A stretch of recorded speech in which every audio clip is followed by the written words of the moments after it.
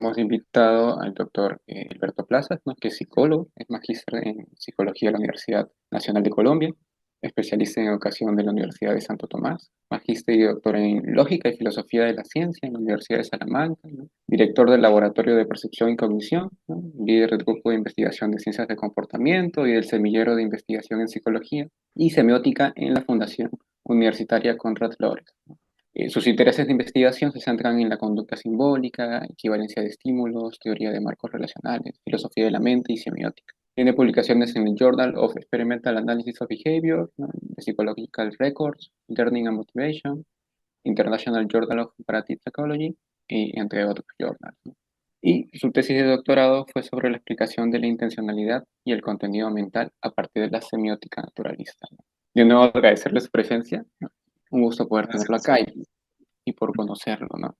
Y gracias por la invitación y estoy a gusto de estar acá con ustedes y de compartir este espacio y de poder compartir opiniones, apreciaciones y demás en este día. gracias, doctor. Sí, justo quizás podamos ir empezando hablando un poco, ¿no? Sobre esta progresión, quizás, ¿no? Pasando por el análisis de la conducta a, digamos, la teoría de marcos relacionales, ¿no? Sabemos que, digamos, están vinculadas, pero llega un punto en el que divergen quizás, ¿no? O ya, digamos, buscan cierta independencia, ¿no? Podemos empezar por eso, quizás, ¿no? De forma Bueno, de elemental. acuerdo. Podemos decir que ha existido una división interna dentro del análisis de la conducta entre lo que podría denominarse el análisis de la conducta clásico y las ciencias contextuales, que se llama ciencias contextuales. Ujú. Eh, esta división, esta separación, es una separación interna porque las ciencias contextuales nacen en el seno del análisis de la conducta. Incluso la teoría de los marcos relacionales se propone en el primer libro que lo presenta como una teoría post-skinneriana. Ujú. Y en ese sentido, pues se está planteando como una posición dentro de la tradición skinneriana, pero que busca superar algunos aspectos relacionados con ella. Esta separación eh, puede ser más o menos justificada. Yo realmente no conozco muy a fondo el contexto en el cual ocurre. No, lo he visto, digamos, desde lejos. No he estado dentro del, de- del ambiente que ha llevado, propiciado esta separación, pero sí puedo entender algunas de las razones por las que se ha dado. La teoría de los marcos relacionales, pues, es una propuesta dentro de lo que se llama análisis experimental de la conducta, planteada por Stephen Hayes. Se puede decir que dentro del análisis de la conducta se puede distinguir entre tres secciones, tres partes. Una es lo que puede llamarse el análisis conceptual de la conducta, otra es el análisis experimental de la conducta y otra es el análisis conductual aplicado o el análisis aplicado de la conducta. La primera pues sería la parte asociada con las cuestiones de filosofía de la ciencia o del conductismo como una filosofía de la psicología. La segunda, lo que tiene que ver con la investigación básica, que dentro del análisis de la conducta se ha realizado principalmente um, en investigación experimental de laboratorio con modelos animales, principalmente con ratas y palomas. Y la tercera ha sido el ala aplicada, que se ha aplicado principalmente a casos con humanos en ciertos contextos muy específicos y que lo que ha hecho pues ha sido um, usar los principios que han ido derivando de la investigación básica para trasladarlos y aplicarlos a contextos naturales, um, con la idea de que pues dentro de esos contextos naturales funcionarán eh, aspectos ambientales que determinan la conducta de una manera más o menos semejante a cómo se encuentran los controles de laboratorio en investigación básica. Bueno, entonces Stephen Case es líder o ha sido líder de tres innovaciones en las tres partes, en las tres áreas. Entonces, dentro del análisis conceptual de la conducta, él ha liderado lo que se ha llamado, lo que se llamó contextualismo funcional, una parte. Dentro del análisis experimental de la conducta ha liderado la investigación, por un lado la teoría de los marcos relacionales y por el otro lado la investigación en marcos relacionales, aunque, bueno, digamos que ese fue un liderazgo que realizó principalmente en los años 90 y que después fue cediendo a otras personas, entonces es un liderazgo que ha sido, digamos, que heredado a otra generación nueva de investigadores que se ha dedicado más a desarrollar esa parte. Hay que tener en cuenta que la teoría de los marcos relacionales es una teoría que se puede decir que está dirigida especialmente a la explicación de la conducta humana, eh, de lo que se llama particularmente conducta humana compleja. Existe supuesto allí que puede ser un poco problemático y es que cuando estamos hablando de la conducta humana compleja, los principios de la psicología experimental con animales parecen ser insuficientes y tenemos que recurrir a nuevas cosas. En este caso, la teoría de los macro relacionales estaría siendo un aporte que estaría tratando de llenar ese vacío teórico que se requiere para dar cuenta de la conducta humana compleja, de fenómenos relacionados con el lenguaje y el pensamiento principalmente, y en el análisis conductual aplicado, aunque pues realmente no es que esté tan ligado al análisis conductual aplicado propiamente, sino más bien a la psicología clínica, está el aporte de la terapia de aceptación y compromiso, que se supone que está en buena medida fundamentada en la teoría de los marcos relacionales. Hay cierta polémica con respecto a hasta qué punto eh, eh, esa fundamentación es relativamente próxima o más bien lejana, pero bueno, la idea es que dentro de las ciencias contextuales, pues hay una fundamentación de la terapia en la teoría.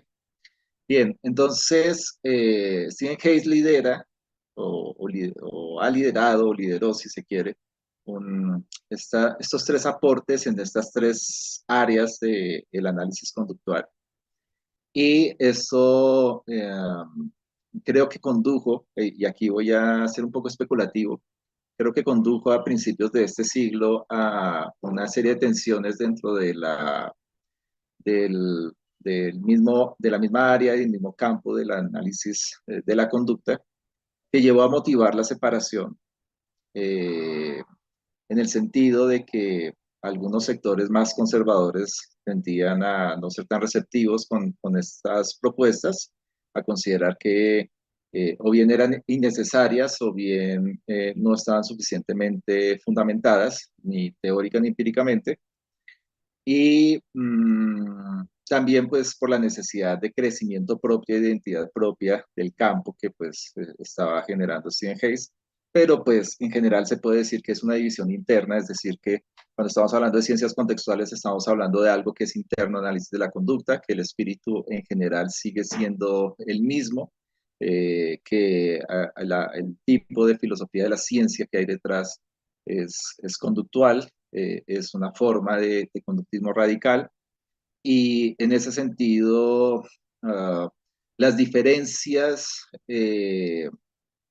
probablemente se vean más es en aspectos asociados con la misma teoría de los marcos relacionales como un aporte adicional a los principios básicos de la conducta que han sido investigados con modelos animales.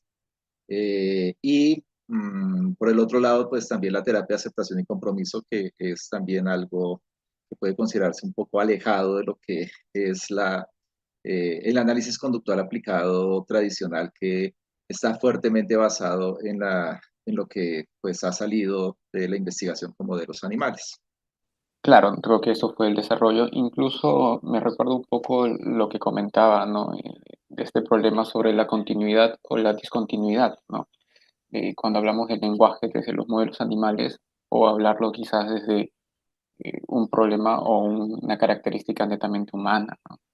Y incluso relacionándolo con lo que comenta de la psicología clínica, ¿no? Y un poco de la psicoterapia, ¿no? Sí, Al fin y al cabo se viene desarrollando la psicoterapia como tal o ciertas intervenciones clínicas prioritariamente por el lenguaje, el habla, ¿no? Entonces, la interacción verbal creo que ahí nace este énfasis quizás tanto por el estudio de la semiótica, de los significados, ¿no? Eh, Quizás podríamos hablar un poco más sobre esos intereses que usted tiene, ¿no? Sobre incluir específicamente ya la semiótica, ¿no? bien, vale. Ok, habría que decir entonces allí dos cosas. Primero es que la teoría de los marcos relacionales, como bien dices, es una teoría que está dirigida principalmente a la explicación de la conducta simbólica, lo que se llama o se considera conducta simbólica. Allí el supuesto es que cuando hablamos de conducta simbólica estamos hablando de relaciones arbitrarias que tienen una serie de características bien particulares que supuestamente serían la base de lo que estaría involucrado en la significación lingüística. Eh, la teoría de los marcos relacionales está basada en el paradigma de equivalencia de estímulos que fue desarrollado originalmente por Murray Sidman.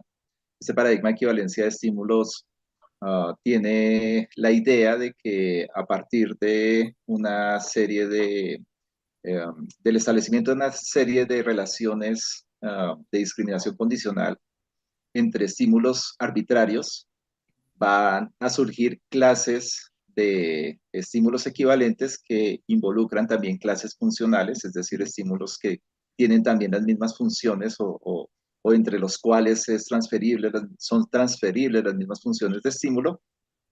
Y este aporte de Sidman que él realiza originalmente en los años 70, pero que pues se populariza o se fortalece en los años 80 y 90, es un aporte que está dirigido a explicar la significación lingüística, es decir, la relación entre palabras y sus referentes.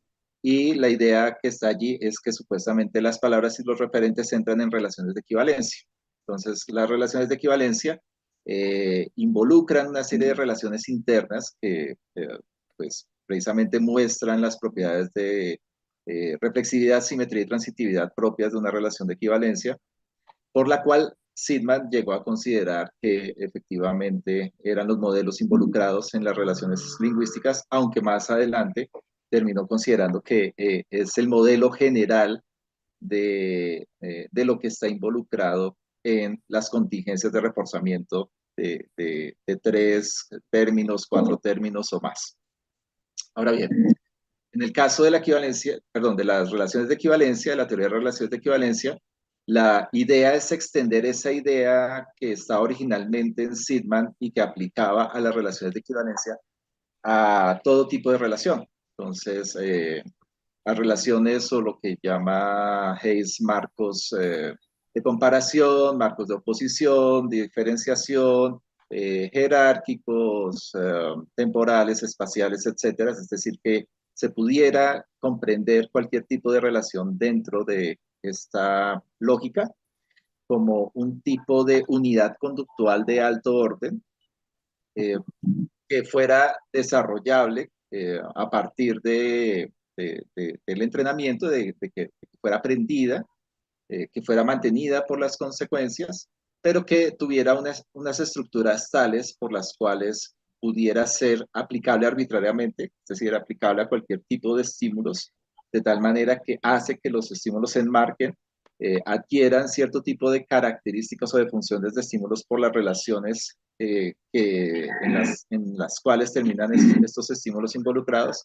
y que determinan pues la conducta que aprende el sujeto por una parte, pero también una gran cantidad de conductas novedosas que se podrían manifestar potencialmente en diferentes momentos.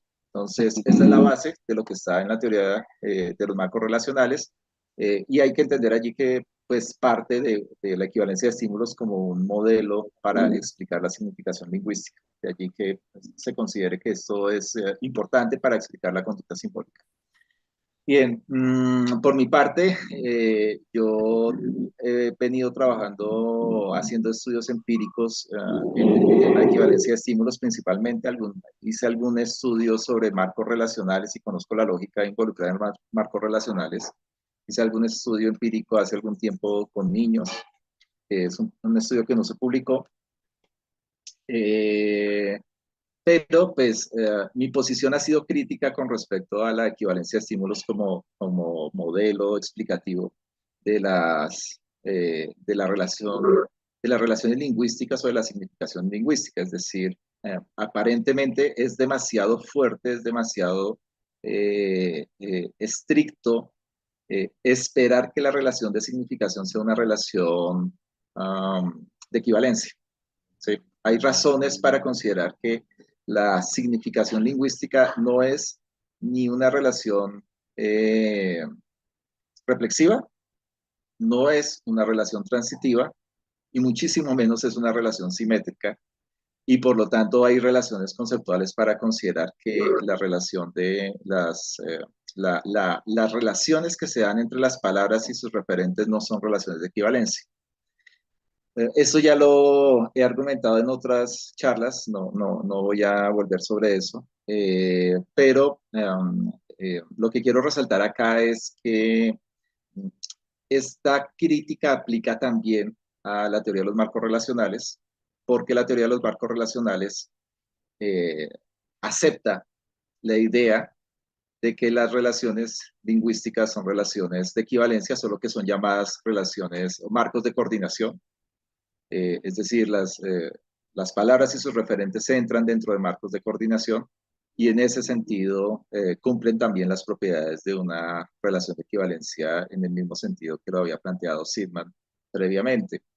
Mm, entonces la crítica aplica también para ese caso y alguna investigación empírica que yo he realizado me ha llevado a concluir y además de no solo mi investigación, sino también de otros estudios, junto con otros estudios, eh, mm, me ha llevado a concluir que el fenómeno de la equivalencia de estímulos es un fenómeno que involucra cierta eh, artificialidad de laboratorio. Es decir, es un fenómeno que se obtiene o que se logra por la disposición de los estímulos que se da en el entrenamiento específico de las relaciones de equivalencia en la manera como generalmente se realizan esos tipos de estudios. Y esto me ha llevado a dudar de que sea un fenómeno tan sólido como lo planteaba Sidman originalmente, y como también lo suponen en general los teóricos de los marcos relacionales.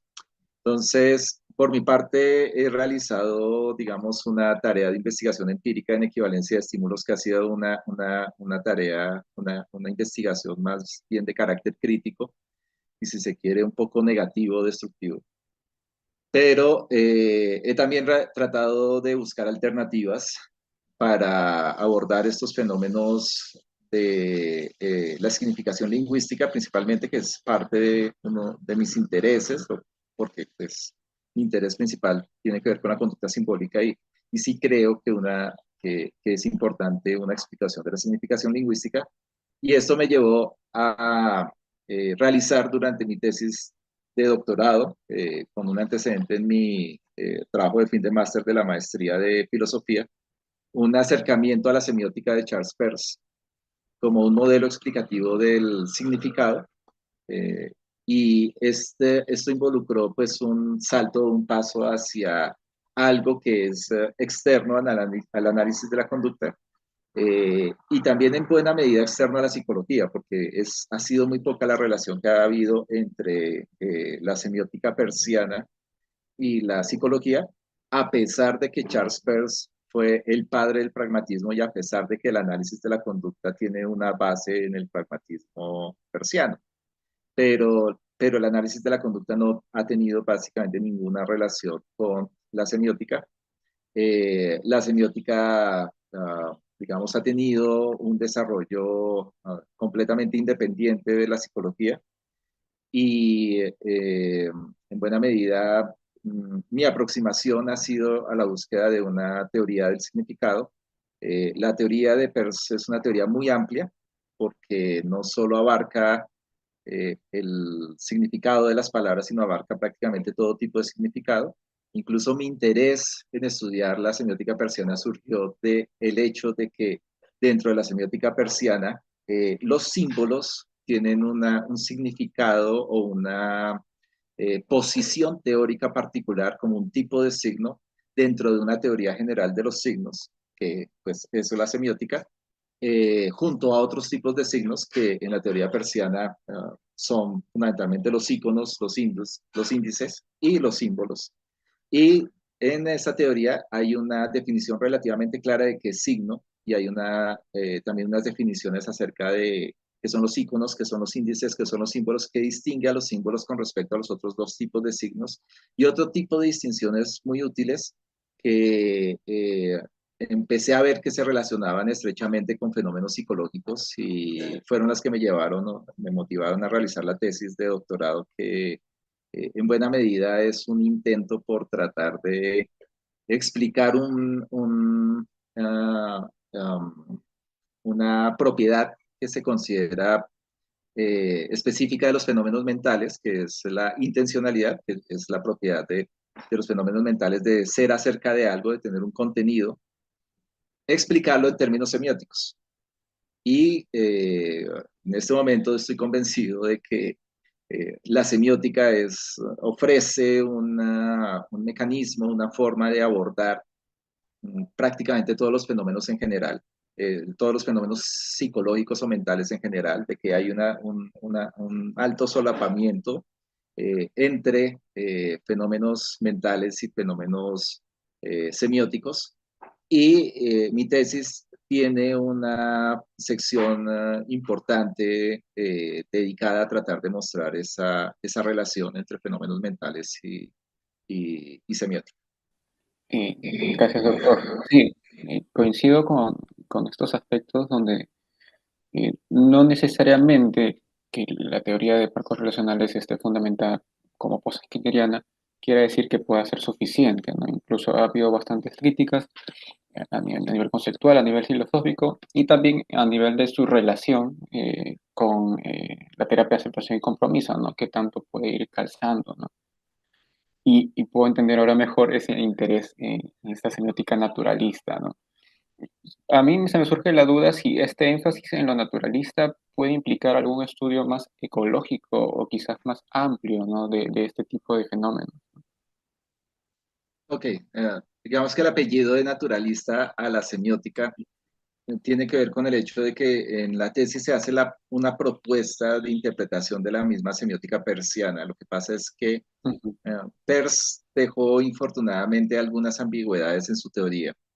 Su teoría no es completamente perfecta, es una teoría que él fue desarrollando en diferentes momentos de su vida, que fue cambiando a lo largo de su vida y de la cual existen muchísimos escritos, especialmente en sus últimos 20 años de vida. Y ocurre que hay ciertos temas que son un poco ambiguos, que son un poco difíciles, hay ciertos temas que no quedaron completamente clarificados y una ambigüedad importante, un problema importante que tiene la propuesta persiana original es que es una propuesta que puede llevar a circularidad, es decir, que hay cierto carácter de circularidad en la teoría persiana en la explicación del significado. Entonces, la tesis lo que hace es es recoger la semiótica persiana, identificar esos problemas que hay en la semiótica persiana y ofrecer una alternativa de solución que es lo que yo llamo semiótica naturalista. Y se llama naturalista precisamente porque lo que busca es ofrecer una explicación, digámoslo así, estructural y gradual de la manera como se va estructurando el significado, cómo se van estructurando las relaciones semióticas de tal forma que se evite la circularidad que está implícita en la teoría persiana. Entonces, eso es lo que tiene de naturalista. Eh, digamos que el apellido también tiene que ver un poco con lo que ocurre, por ejemplo, con las teorías de la naturalización del contenido mental en las ciencias cognitivas y en la filosofía de la mente, que son teorías que lo que buscan es precisamente ofrecer explicaciones no circulares del significado. Entonces, acá también se está buscando dar una explicación no circular del significado, eh, pero para ello, entonces, se requiere hacer modificaciones a la teoría original. Eso era algo de lo cual, pues, Peirce no fue, al parecer, completamente consciente y probablemente no le hubiera interesado porque no era un problema para la época. Además de que cuando él formuló la semiótica realmente era un pionero en un área completamente no explorada, y en ese sentido es excusable, bastante excusable que se presenten problemas en la teoría porque pues definitivamente él estaba formulando algo bastante original, pero pues ya después de varios, bueno, de tal vez más de un siglo de convivir con la semiótica persiana, ya es necesario realizar revisiones y mejoras. Disculpe, estaba con el micrófono apagado.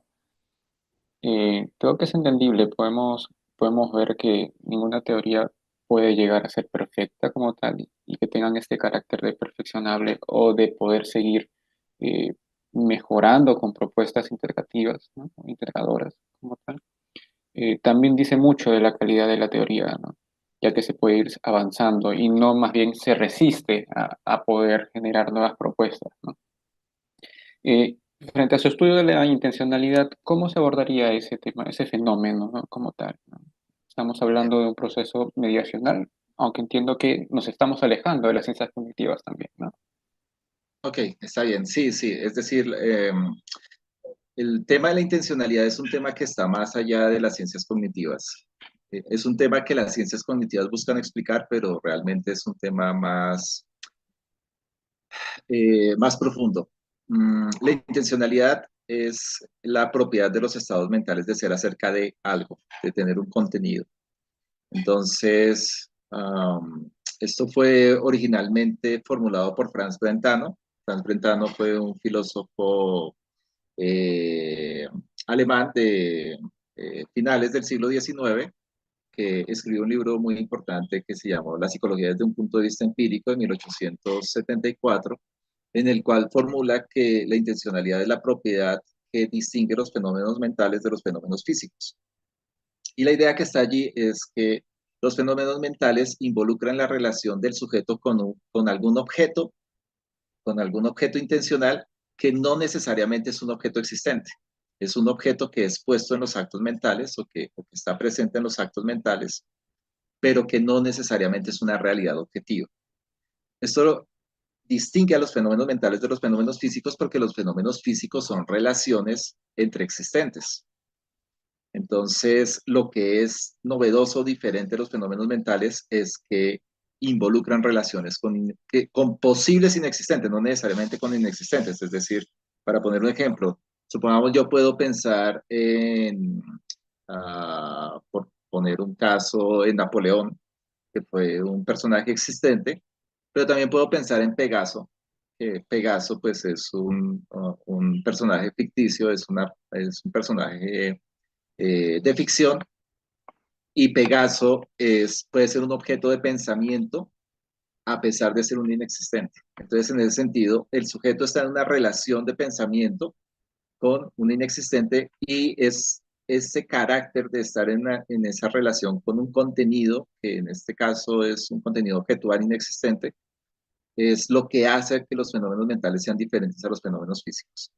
Bien, ahora, a inicios del siglo XX, Bertrand Russell va a hablar de que los enunciados sobre estados mentales o los enunciados psicológicos se expresan en lo que se llaman enunciados o reportes de actitud proposicional, que son enunciados que relacionan sujetos con contenidos proposicionales contenidos, para poner un ejemplo, supongamos que Juan cree que la Tierra es plana, por poner algo, donde se establece la relación entre Juan, una relación de creencia entre Juan y la proposición la Tierra es plana, donde pues bueno, creo que para todos es claro que la Tierra es plana, es una proposición falsa.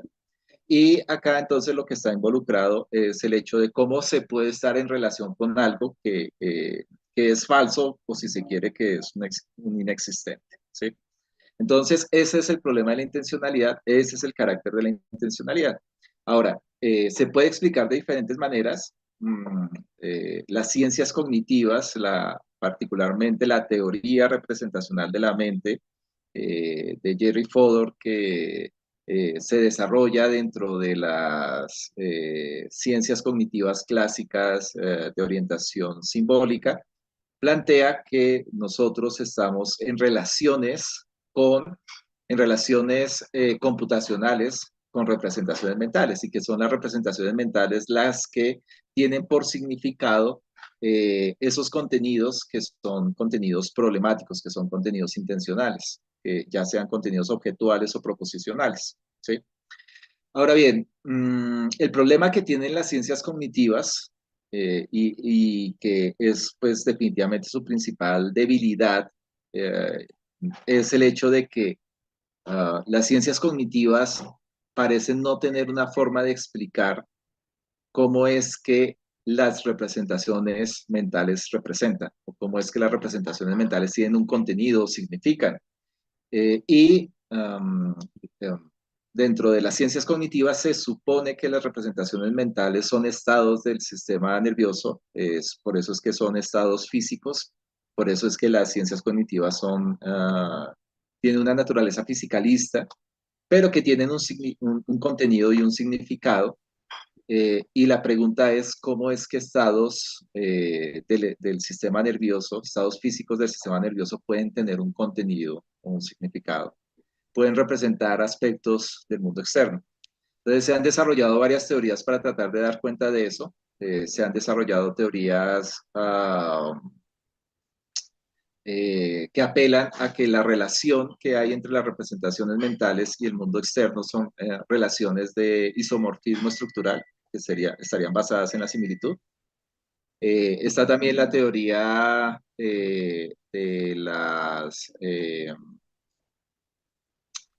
la teoría de los roles conceptuales.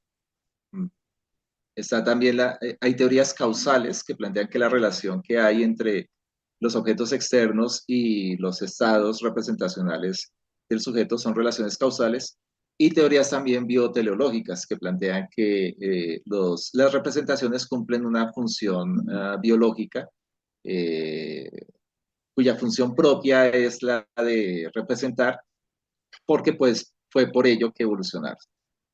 Pero ocurre que hay un acuerdo relativamente amplio de que todas estas teorías presentan algún problema, no son teorías completas, no son teorías adecuadas, y muy probablemente el problema está es en el hecho de cómo está planteada la pregunta misma y es el supuesto mismo en el que se basa de que tenemos que explicar el significado del contenido intencional a partir de representaciones mentales.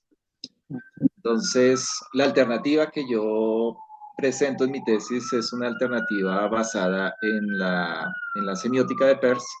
Lo que considero es que el contenido mental no se refiere o no remite a representaciones mentales ni a estados internos del sistema nervioso ni nada por el estilo, sino que el significado, basándome en Peirce, consiste fundamentalmente en una relación de los sujetos con signos, los cuales representan cosas en el mundo. Y es posible identificar la estructura de esas relaciones de significado, las cuales involucran la interacción con signos, de tal manera que se puede mostrar cómo es que se estructuran, cómo es que se desarrollan, cómo es que inicialmente podemos tener cierto tipo de relaciones icónicas y estas relaciones icónicas pueden dar cuenta de fenómenos asociados con la percepción cómo estas relaciones icónicas son la base para relaciones indexicales que pueden dar cuenta de fenómenos asociados al aprendizaje. Entonces, en mi tesis yo abordo, por ejemplo, el caso de cómo es posible entender los mismos fenómenos de condicionamiento clásico y operante en términos de relaciones semióticas indexicales, y cómo es posible entender las relaciones semióticas simbólicas eh, para entender la adquisición del lenguaje y de esa manera también algunos fenómenos asociados con el pensamiento. Entonces, esta es una teoría no mentalista, esta es una teoría del significado que es externa o externalista, donde se considera que el significado involucra relaciones con las cosas del mundo y con una historia de relaciones de significado previas, que son las que sostienen las relaciones de significado actuales y que involucran al final relaciones con signos. Es decir, al final eh, podría decir, o la tesis lleva a pensar eso, al final los fenómenos psicológicos, los fenómenos mentales son en últimas fenómenos semióticos en el sentido de que son fenómenos que lo que involucran es relacionarse con signos de una manera mediada con la realidad. Los signos son mediadores de esa relación con los objetos con los que tenemos una experiencia sensoperceptual directa y de esa manera se va estructurando una vida psíquica, si se quiere.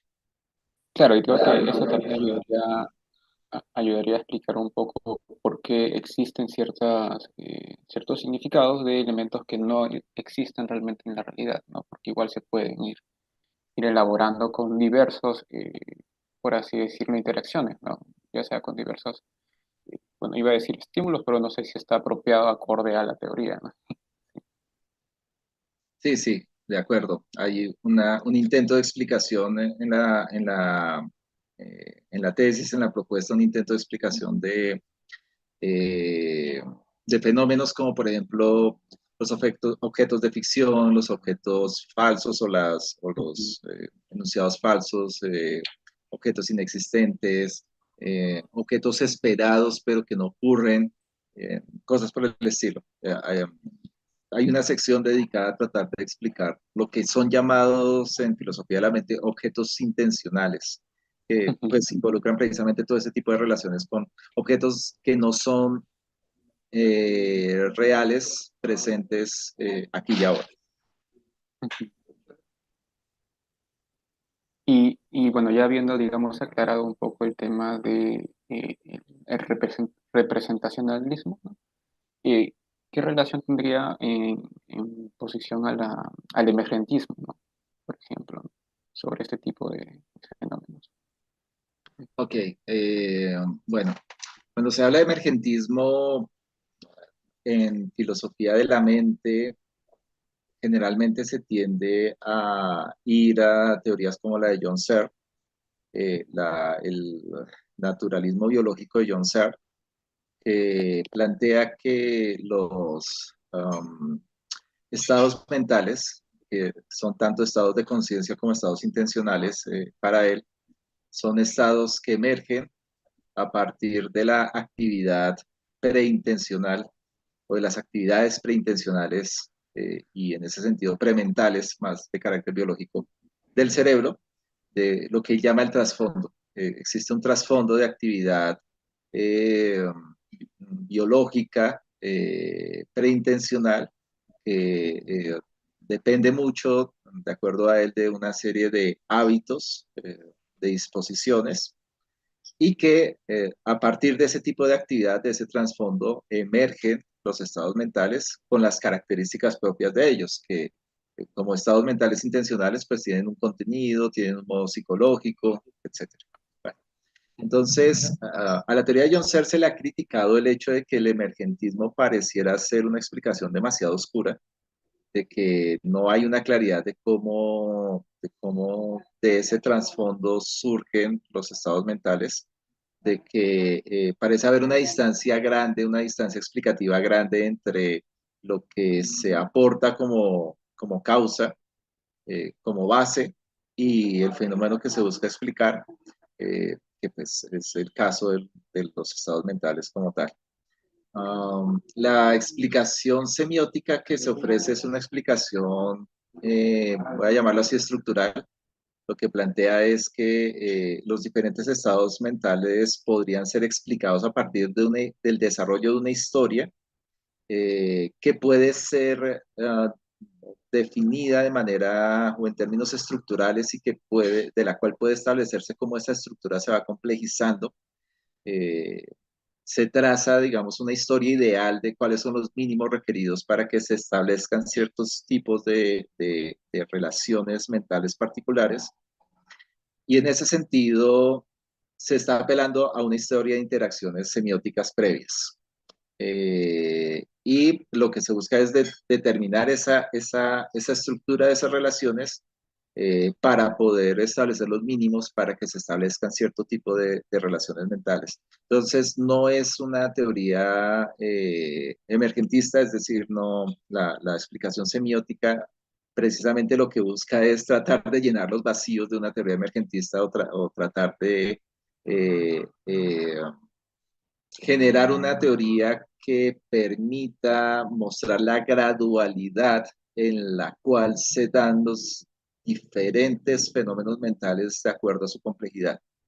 Es decir, tratar de establecer una teoría general de los fenómenos mentales en cuanto a qué grados de complejidad se presentan en estos y cómo es que de los grados menores van surgiendo los superiores a partir de la adición de nuevos elementos y de nuevas experiencias en la historia del sujeto psicológico, del sujeto mental. Claro, entiendo que se van complejizando a lo largo que van cambiando o continuándose estas interacciones, pues, ¿no? En la historia del sujeto. Sí. ¿De acuerdo? Y aquí, ¿qué tal, Alberto? Sí, Tengo, Darwin. tengo una pregunta ante esto, ¿no? Lo contrario dentro del ámbito de la lingüística, a lo contrario del emergentismo, ¿cómo se le denomina? ¿Cómo se le denomina? Porque aquí tengo una conexión, no sé, quizás es correcta, por ejemplo, con una propuesta interconductista, a veces se le llama como una actitud de segmentación, o sea, que se segmenta estructuras sociales para dar cuenta de fenómenos más individuales, digámoslo así. Está como una estructura de la sociedad y se estructura en episodios, digámoslo así, donde hay individuos, pero no tanto que emerge desde un individuo hacia hacia estructuras sociales, ¿no? Entonces, ¿cómo se conoce sobre ello? Y si hay alguna conexión con estas propuestas quizás del lenguaje desde el interconductismo. Ok. Bueno, ahí hay varias cosas dentro de lo que dices que hay que ir separando y no sé si logré separar todas las que están involucradas en tu pregunta. Pero cuando hablas de emergentismo asociado al lenguaje, probablemente la principal perspectiva contraria a una posición emergentista sobre el lenguaje sea una posición innatista del lenguaje. Es una teoría que supone que nosotros ya nacemos con un lenguaje como la teoría chomskiana, que plantea que pues nosotros nacemos con una gramática, ya, es decir, dentro de la teoría chomskiana se reduce el lenguaje a gramática, se reduce el lenguaje al hecho de tener un sistema de reglas de construcción de enunciados con sentido, y se asume que pues nosotros nacemos con una gramática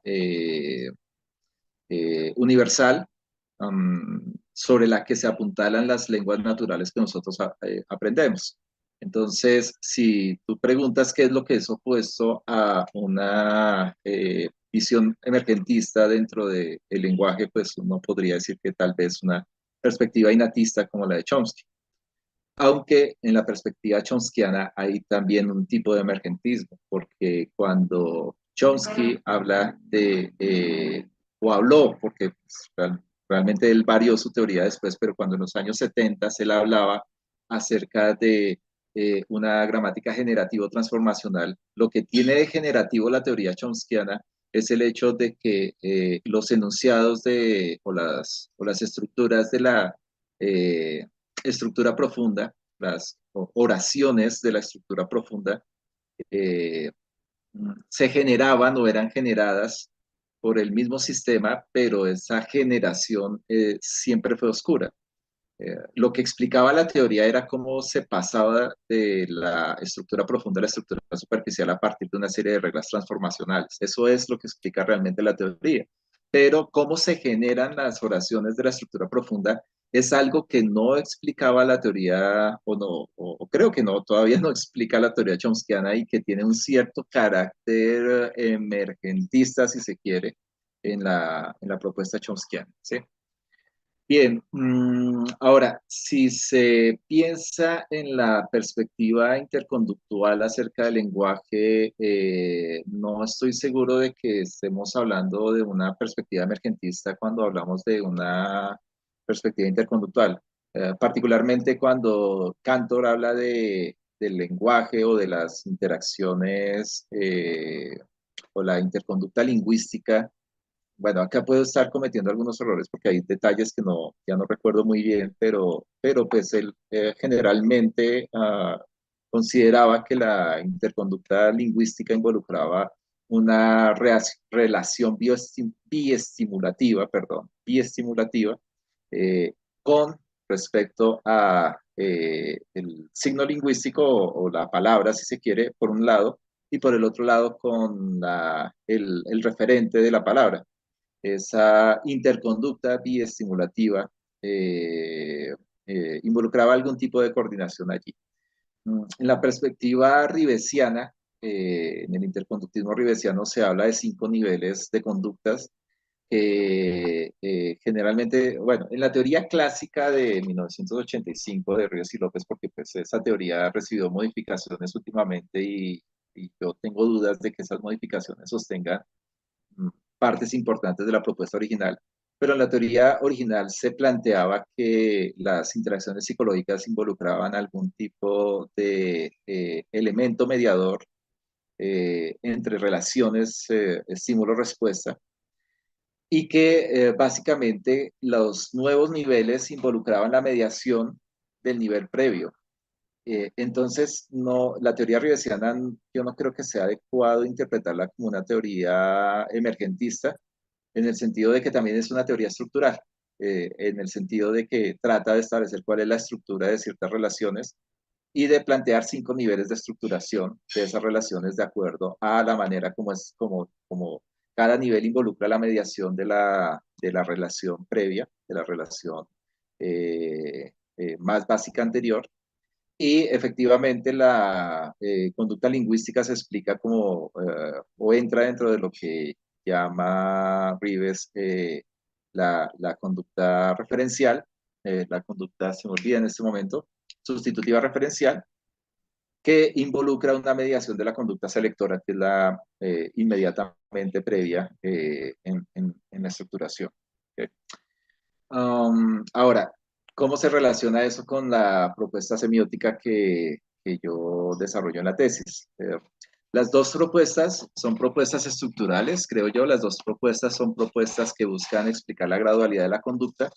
Lo que tiene diferente mi teoría es que mi teoría toma como básico el elemento de la estructura de semiótica de significado, que es una relación triádica Peirce la había establecido como una relación entre un signo, un objeto y un interpretante. Yo en la tesis hago una modificación con respecto a eso y digo que es una relación entre un signo, un objeto y un intérprete, el sujeto intérprete.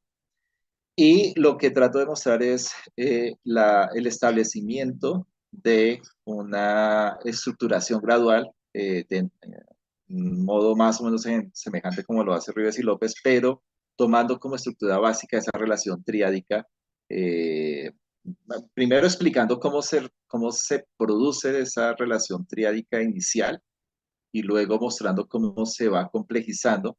En la teoría de Peirce es especialmente importante el tipo de relación que hay entre el objeto y el signo para que el signo sea una representación del objeto. Obviamente cuando hablo de representación aquí no estoy hablando de representaciones mentales. Y Peirce toma en cuenta, tiene en cuenta el hecho de que en las relaciones semióticas más básicas, que son las relaciones icónicas, el tipo de relación que tiene que haber entre el signo y el objeto para que haya significación es una relación de similitud. En las relaciones indexicales, que son las que siguen en complejidad, tiene que haber una relación de covariación o si se quiere, una relación de contigüidad. Y en las relaciones simbólicas tiene que haber una relación de convencionalidad, es decir, hay un elemento, un tercer elemento que es el que impone que dos elementos entren en relación. Y la idea es que supuestamente las relaciones icónicas son un antecedente necesario para las relaciones indexicales y las relaciones indexicales son un antecedente necesario para las relaciones simbólicas. Lo que es diferente en esta teoría con respecto a la de Rives es el hecho de que en la teoría de Rives la estructuración es, por decirlo de cierta manera, una estructuración netamente indexical. En esta teoría se está considerando la relación de similitud como una relación fundamental, incluso como la relación más fundamental para el establecimiento tanto de relaciones semióticas como de todo tipo de relación psicológica. Por eso es que está incluida como la base o el fundamento de la percepción en mi teoría. Y las relaciones convencionales también son entendidas como relaciones que no son reductibles meramente a relaciones indexicales. Entonces, allí también hay una diferencia bien importante con la teoría rivesiana. Y bueno, no sé si te respondí la pregunta, quedó algo por fuera, Darwin. No, creo que sí se aludió a lo más relevante, que es, y creo que es bajo el nombre de, de una estructura, ¿no? La búsqueda de estructuras. Pero, y ahí me gustaría que me puedas aclarar, cuando se busca estas estructuras, desde una posición, por ejemplo, del trabajo de Cantor, del trabajo del profesor Emilio Ríos, se apela a una convencionalidad, digámoslo así, a unas prácticas de la sociedad, digámoslo así, ¿no? En el caso de la versión la que propones, basándote en la semiótica de Peirce, también va de esta manera. Hay una preocupación por la estructura social o se encamina sobre todo a un asunto episódico de un contacto entre un individuo y los elementos, los signos, pero que estos signos ya existen de antemano o que se van, o cómo viene, quizás esto se relaciona un poquito y quizás me estoy saliendo del tema, que es una pregunta genética, ¿no? De cómo se originan estos signos, o si eso no tiene mucho que ver en lo que, o lo involucra o no tanto. Bueno, son dos cosas diferentes. Una es la cuestión de acerca de cómo los usuarios del lenguaje entran a ser usuarios competentes de signos o de signos lingüísticos, usuarios competentes del lenguaje, que involucra pues obviamente un proceso de entrenamiento que tiene en sí elementos de semiosis icónicas e indexicales previas para poder desarrollar esa competencia de uso de signos en semiosis ya propiamente lingüísticas. Incluso en la tesis se propone que las interacciones comunicativas no son solamente relaciones diádicas, sino relaciones triádicas, sino como las relaciones semióticas estándar, sino que son incluso relaciones tetrádicas. Y allí se plantea cuál sería la estructura de ese tipo de relaciones comunicativas. Eh, pero la cuestión es que eh, ese tipo de estructura y ese tipo de explicación acerca de cómo se adquiere y cómo se mantiene el uso adecuado de signos dentro de eh, para los usuarios competentes de un lenguaje es una explicación de un tipo de fenómeno particular que es diferente a la explicación de cómo surgen los signos dentro de una comunidad lingüística o los signos lingüísticos o las palabras, si se quiere, o las expresiones lingüísticas, si se quiere, cómo surgen y cómo son empleados y cómo son mantenidos o cómo van variando con el tiempo. Incluso pues hace parte de una de las áreas de la lingüística, de lo que se llamaba antiguamente lingüística mm, diacrónica, eh, anterior a la lingüística suceriana, y que buscaba explicar precisamente el desarrollo de estos signos a partir de las dinámicas sociales, de las interacciones sociales y demás. Sí es claro que pues obviamente en ambos tipos de fenómeno entran en cuestión las interacciones sociales. Es claro que para adquirir el lenguaje y ser un usuario competente de lenguajes hay que ser parte de prácticas sociales, hay que ser parte de un entrenamiento social. eh, en algunas posiciones lo que se sostiene es que el uso del lenguaje es incluso antes que nada una práctica social, como lo plantea Wittgenstein en las investigaciones filosóficas.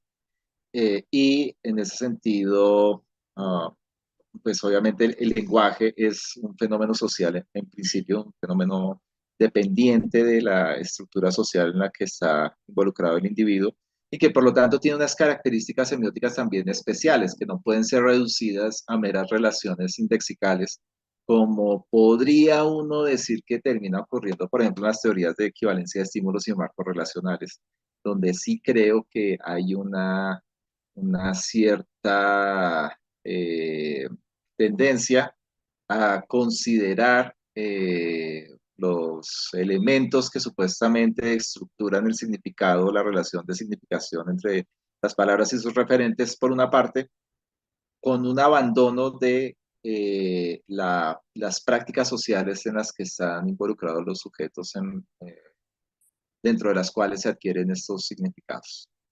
Ok, bueno, muchas gracias por sus respuestas.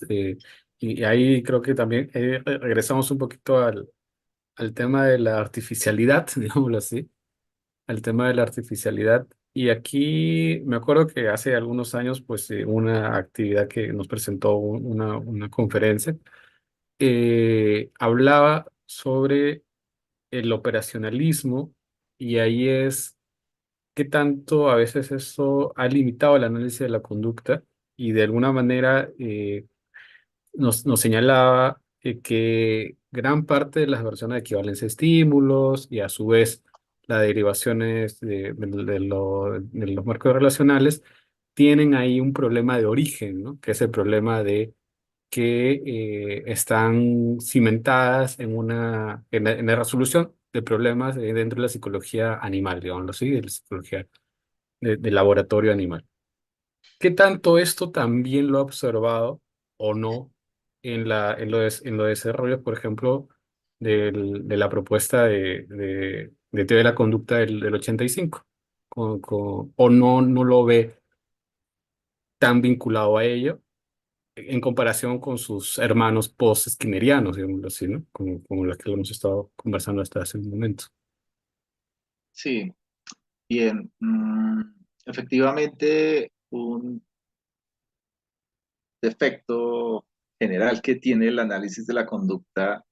Bueno, los analistas de la conducta lo ven como una virtud, pero creo que la equivalencia de estímulos, la teoría de la equivalencia de estímulos de Sidman, es un ejemplo de cómo llevar esa virtud a su extremo se termina convirtiendo en un defecto.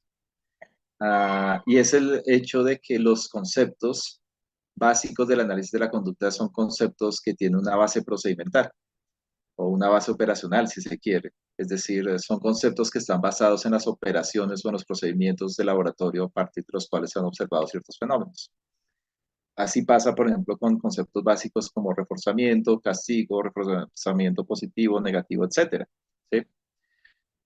Ahora bien, el problema es que, por ejemplo, en la equivalencia de estímulos, cuando se concibe que una relación de equivalencia es aquella que nosotros podemos evidenciar a partir del hecho de ver o de observar cómo ciertos estímulos pueden ser relacionados a partir de relaciones que cumplen las propiedades de reflexividad, simetría y transitividad, pues estamos teniendo una definición uh, procedimental del fenómeno, en el sentido de que pues ese es el procedimiento mismo por el cual nosotros evidenciamos el fenómeno en el laboratorio, ¿vale? El gran problema que está allí es considerar que confundir eso con fenómenos como el significado o la significación lingüística, ¿sí? Es decir, eh, tratar de extrapolar eso para considerar que eso es un modelo, que es un paradigma de la significación lingüística, es lo que ya resulta implausible, eh, porque hay razones para considerar que hay situaciones de significación lingüística que no son ni reflexivas, que no son ni simétricas y que no son tampoco transitivas, por una parte, ¿sí? Y para eso no se necesita ni siquiera hacer un experimento, sino simplemente un análisis conceptual, ¿sí? Es decir, tomar situaciones cotidianas que uno puede considerar que efectivamente son situaciones de significación lingüística y que no cumplen los requisitos de una relación de equivalencia, primero. Por el otro lado, en buena medida, casi que hay una reducción al hacer este tipo um, al hacer este tipo de definiciones procedimentales, casi que hay una reducción de la noción de significación lingüística a la noción de responder correctamente en situaciones de igualación a la muestra, lo cual es también bastante implausible, es decir, generalmente las situaciones de significación lingüística no involucran algo semejante a como responder en situaciones de igualación a la muestra, y eso es bastante problemático y hace que pues también se tenga una forma muy estrecha de entender la significación lingüística. Entonces, eso es lo que yo veo problemático o alguno de los aspectos problemáticos entre muchos otros que hay de la teoría de la equivalencia de estímulos, es decir, el, esa obsesión por tratar de considerar que lo único que existe es lo que podemos dominar procedimentalmente en el laboratorio y que nos resulta en procedimientos relativamente confiables en el laboratorio y que no hay nada más que eso, eh, nos lleva a errores como creo que son los que hay de creer que la equivalencia de estímulo es un paradigma de la significación lingüística. Entonces allí hay un problema bastante serio. Bueno, ahora, si comparamos eso con lo que pasa en la teoría de Rives, creo que no se presenta algo semejante porque la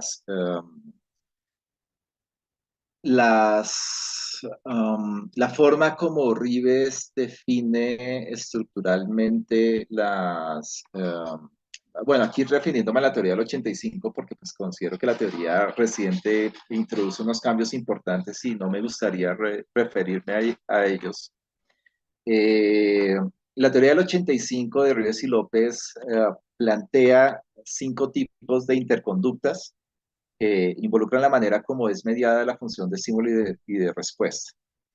Y allí se da una explicación estructural de cómo se dan esas formas de mediación. Y creo que es relativamente independiente, o por lo menos es más general que la toma de simplemente nociones que son netamente procedimentales, ¿sí? Más bien, creo que en la propuesta de Rivas y López lo que hay es un intento por tratar de desarrollar unas nociones que subsuman, espero estar usando bien la palabra, precisamente los términos procedimentales o las nociones procedimentales y no al revés, como generalmente ocurre en la tradición del análisis experimental del comportamiento. Mm, no deja de todas maneras de ser relativamente claro que hay de todas maneras alguna influencia de los fenómenos y los procedimientos a explicar en la manera como Rives y López ah, estructuraron los diferentes niveles de interconducta. Entonces, claramente la manera como es pensada la conducta contextual es en términos de cómo funciona el condicionamiento clásico, la manera como es pensada la función suplementaria, pues es en términos de cómo funciona el condicionamiento operante. La manera como es pensada la función selectora es en términos de cómo funciona la discriminación condicional. Y la manera como es entendido la función sustitutiva referencial es en términos de cómo funcionan las interacciones lingüísticas, muy en el mismo sentido de cómo es la interacción hablante y oyente en conducta verbal de Skinner, ¿sí? Entonces sí hay una influencia allí, pero también creo que hay un interés por tratar de desarrollar una terminología y una conceptualización que trascienda un poco el hecho de tomar nociones que están definidas procedimentalmente y considerar que, que no existe nada más allá que eso. Es un error confundir el proceso con el procedimiento. Una cosa son los procesos conductuales, otra cosa es el procedimiento para observarlo. Un ejemplo de ello es en la misma investigación de equivalencia de estímulos. Una cosa es generar una discriminación condicional y otra cosa es el procedimiento de igualación a la muestra. Pero sí creo que en análisis de la conducta ha existido una tendencia a confundir las dos cosas, a confundir el proceso conductual con el procedimiento, a considerar que no se tiene el proceso si no se tiene el procedimiento, o por lo menos que el proceso no existe si, si no se ha verificado a través de un procedimiento. Y creo que eso nos lleva a problemas como el problema de considerar que la igualación a la muestra, cumpliendo los requisitos que exige Sidman, son un modelo de la significación lingüística. Gracias, gracias. Y bueno, y yo ya con esto también para dar el pase también a José, es qué tanto cuando estamos hablando del extremo, ¿no? De involucrar el operacionalismo y que ese sea nuestro marco de referencia.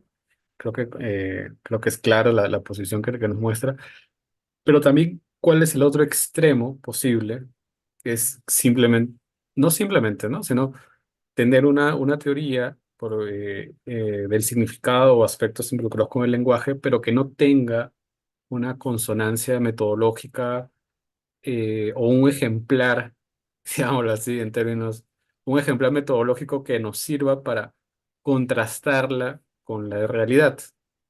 Eso también pues, se podría volver un problema, o no tanto, o puede ser dispensable de alguna manera, con observaciones naturalistas, digámoslo así, observaciones casuísticas de cómo se estructura la realidad sin intermediar el laboratorio o intermediar la investigación experimental.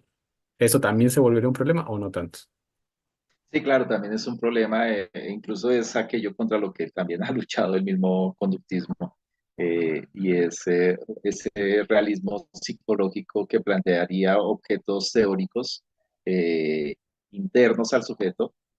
El caso típico y paradigmático es el de las representaciones mentales en las ciencias cognitivas, y se puede mostrar como un ejemplo de esto lo que sería la manera como se estructuran las representaciones en la memoria semántica a largo plazo en los sujetos, y cómo se realiza una serie de teorización y de también investigación empírica para tratar de establecer formas en las que se verifiquen hipótesis acerca de cómo está estructurada esa memoria semántica. Entonces, para los que somos escépticos con respecto a que exista una cosa como la memoria semántica en el sentido fuerte y realista que plantean los cognitivistas, pues simplemente toda esa teorización es innecesaria para la explicación, y es posible encontrar formas alternativas de explicación que no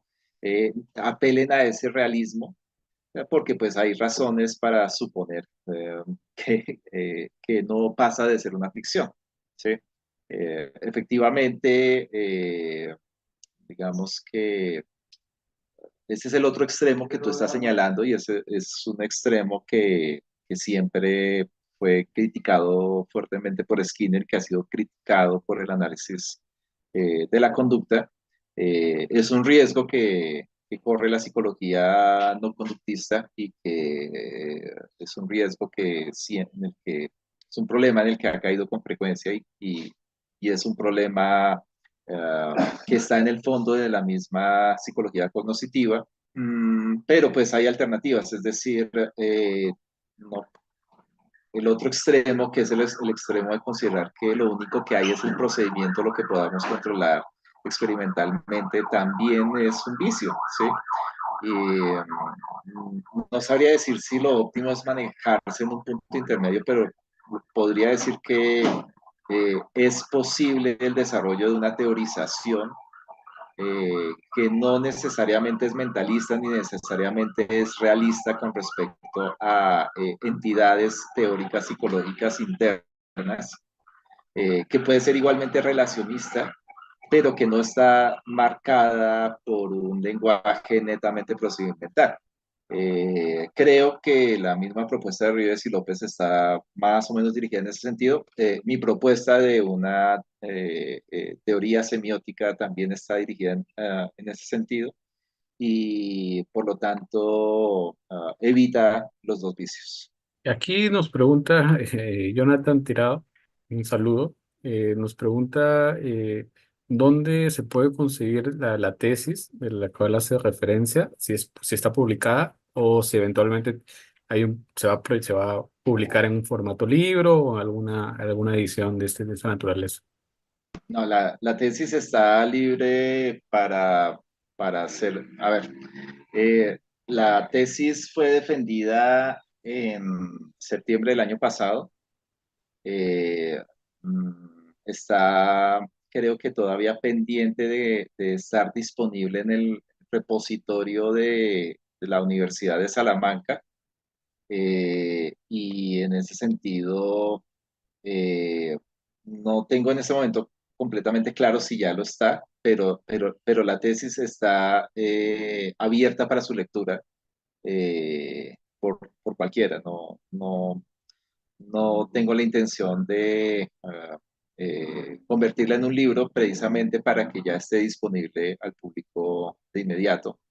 Pero de todas maneras, es posible que me escriban al correo electrónico y yo con muchísimo gusto les facilito la tesis directamente, si no está todavía disponible en el repositorio de la Universidad de Salamanca. Muchas gracias, doctor Alberto. Aquí también nos comenta nuestro compañero Brian Guerrero, ¿cuál es su opinión sobre la RFT? Creo que ya lo comentó durante la charla. Igual manera, si Ujú. tiene algunas palabras, pero si no, también adelante, José. Ah, Ok, sí, quizás, sí. no No. sé si quieras que conteste esa pregunta por lo menos muy rápidamente. Eh, bueno, yo ya he dicho varias cosas, especialmente al principio de la charla, dije varias cosas sobre la teoría de los marcos relacionales. Para sintetizar, lo que podría decir es que es una teoría que toma como fundamento, como sustento a la equivalencia de estímulos y hay razones para considerar que la teoría de la equivalencia de estímulos no es una buena teoría de la significación lingüística. Y si eso es así, eso hace también a la teoría de los marcos relacionales no una teoría adecuada para la significación lingüística y tampoco una teoría adecuada para las relaciones simbólicas. Entonces, ahí hay problemas, creo yo, problemas muy, muy serios, que son precisamente los que me motivaron a buscar alternativas y en este caso alternativas en la semiótica. Gracias, doctor. Justamente eso, ¿no? Como ya había comentado antes, sus críticas a la RFT, yo quizás quería acotar si estas críticas cree que también se extrapolan a los avances actuales de Barnes Holmes, ¿no? Sobre su modelo ROE-N, ¿no? O si está un poco enterado de eso.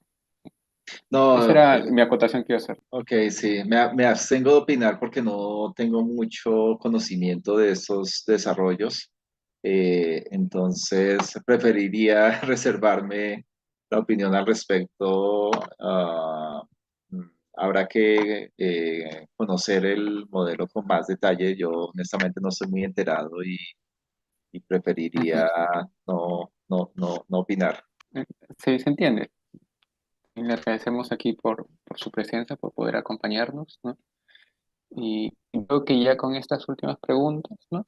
Estaríamos concluyendo, ¿no? Con esta noche de diálogo, ¿no? No sé si quisiera darnos unas últimas palabras, ¿no? De nuestra parte, de nuevo agradecer su presencia, ¿no? Ha sido un diálogo bastante instructivo, ¿no? Bastante interesante de poder discutir y de ver que y también se puede ir más allá, ¿no? Del análisis de la conducta, más allá de la RFT, ¿no? Y ir buscando, digamos, ciertas propuestas que puedan darnos esa claridad, ¿no? O esa mayor o mejores criterios, ¿no? Para poder, digamos, estudiar el tema del lenguaje simbólico. Sí. Sí, bueno, pues para terminar, podría decir que en algún momento Skinner reconoció que el conductismo iba a morir, porque pues el conductismo iba a llegar hasta el final de sus consecuencias y en algún momento iba a considerarse insuficiente, pero que tenía que ser superado por alguna otra cosa. Y yo Am, realizo la propuesta desde la semiótica con un espíritu de tratar de encontrar aquello que permita superar el conductismo. Es decir, hay mucho de conductista en la teoría, en la propuesta semiótica, realmente hay un fuerte espíritu conductista detrás, pero también busca hacer una superación del mismo conductismo, del mismo análisis experimental.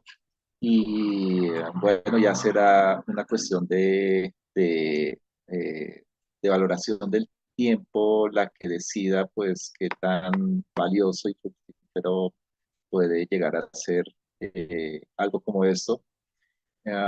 Y hasta ahora pues simplemente se está formulando, se está presentando y pues falta publicar más cosas. La tesis hasta ahora está empezando a ser conocida. Entonces, espero que pues pueda llegar a ser de interés para muchos y que pueda dar lugar a nuevas formas de investigar y por lo menos nuevas formas de pensar los fenómenos mentales que no sean cognitivas, que no sea una vuelta al cognitivismo, perdón, pero que también trascienda un poco la perspectiva analítico-conductual. Muchas gracias, doctor. Eh, Darwin, no sé si tengas unas palabras. También agradecer a las personas que nos acompañan en YouTube, a las personas que han venido haciendo preguntas, ¿no? Ya estaremos más atentos a la publicación de la tesis, ¿no? O cualquier interesado, pues ir directamente con el doctor, ¿no? Sí.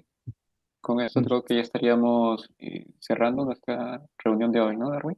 Sí, claro. Muchas gracias, doctor Alberto. Igual esperamos que esta no sea la última ocasión y que podamos quizás en algún momento futuro también volver con algunos planteamientos sobre, y ahí me interesaría pues cómo ha sido o estaría siendo recibida la propuesta de semiótica o desde el punto de vista semiótico que se encuentra en su tesis, ¿no? Cómo la comunidad quizás está aceptando estas críticas al final, ¿no? Que creo que Sí. hay también un asunto de crítica fundacional, ¿no? Sobre algunos puntos fundacionales. Bueno, ¿no? Nada, muchas gracias, doctor Alberto, con eso. Vale, muchas gracias Darwin, José, al Liceo Contextual por la organización de este evento. No sé, Jonathan, creo que quería adicionar algo. Sí, a ver, disculpe. Buenas, Hola, Jonathan. buenas Hola, buenas noches. noches, Jonathan. Doctor, un gusto conocerlo. Yo también soy integrante del Liceo Contextual. No, solamente quería entrar un momento para agradecerle, ¿no? Por su contribución esta ciencia, ¿no? De la psicología y este estudio que hasta cierto punto transdisciplinar, ¿no? Que involucra también otras disciplinas. Sobre todo hoy, ¿no? Por la celebración, ¿no? Por el natalicio de Skinner. Sí, Y sobre todo porque, bueno, yo ya, ya estoy mayor, ¿no? Así me hacen bromas acá, pero un artículo que contribuyó bastante a la divulgación y sobre todo con mi generación y también los que estuvieron años después de años anteriores fue del 2006, ¿no? El de la búsqueda de orden, la conducta voluntaria. De veras que en ese, usted sabe que cuando un estudiante, ¿no? Ingresa, ¿no? A veces se choca con varios términos nuevos y de alguna manera el que en ese artículo usted ubicaba, ¿no? Ubicaba estos términos en las áreas y permitía una mayor comprensión, ¿no? Entonces, y yo lo difundía, ¿no? Yo difundía ese artículo porque daba un panorama general, ¿no? Y en eso ayudó, usted contribuyó, ¿no? A la difusión del análisis de la conducta, ¿no? Solamente quería transmitirle eso, ¿no? Ese agradecimiento, ¿no? Y bueno, ya estaremos atentos, ¿no? A la tesis que usted ha realizado, ¿no? Que ella dice que la van a compartir. muchísimas gracias, Jonathan, por recordarme lo que pasó con ese artículo. No pensé que hubiese tenido ese impacto con ustedes. Me alegra que haya sido así. Efectivamente, el espíritu de ese artículo fue el de hacer una difusión y una aclaración del pensamiento de Skinner, o por lo menos tratar como de captar la esencia del pensamiento de Skinner en algunos aspectos fundamentales. Y me alegra que pues haya sido importante para la difusión del análisis de la conducta en su contexto. Y ya digamos que hace tal vez unos 8 años me encuentro en un camino de tratar de ir más allá de Skinner, pero definitivamente debo reconocer que mi trabajo tiene aún un fuerte espíritu skinneriano, aunque no consideraría que fuera esta una propuesta post-skinneriana como si lo es la teoría de los marcos relacionales. Claro, así es. Muchas gracias. Gracias.